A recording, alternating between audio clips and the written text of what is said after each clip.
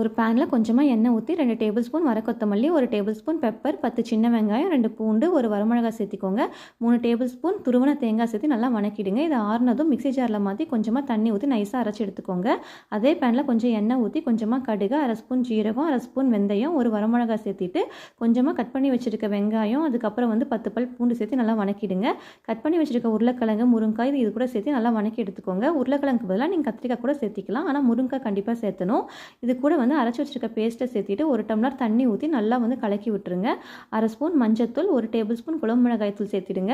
குழம்பு மிளகாய் தூளுக்கு பதிலாக சாம்பார் தூள் கூட நீங்கள் சேர்த்திக்கலாம். உப்பு தேவையான அளவு சேர்த்திட்டு நல்லா மூடி போட்டு நல்லா பச்சை வாசம் போகிற வரைக்கும் நல்லா கொதிக்க விடுங்க. அதுக்கப்புறம் ஓப்பன் பண்ணி வச்சு 15 நிமிஷத்துலேருந்து 20 நிமிஷம் நல்லா சுண்ட வர விடுங்க. இந்த மாதிரி ஆனதும் பார்த்திங்கன்னா குழம்பு ரெடியாக இருக்கும். இந்த குழம்பு நெஞ்சு சளி இருக்கவங்க, அதுக்கப்புறம் இருமல் இருக்கவங்க சாப்பிட்டாங்க அப்படின்னா உடம்புக்கு ரொம்ப ரொம்ப நல்லதுங்க. கண்டிப்பாக ட்ரை பண்ணி பாருங்கள். என் சேனலை மறக்காமல் சப்ஸ்கிரைப் பண்ணி ஷேர் பண்ணுங்கள். பாய்.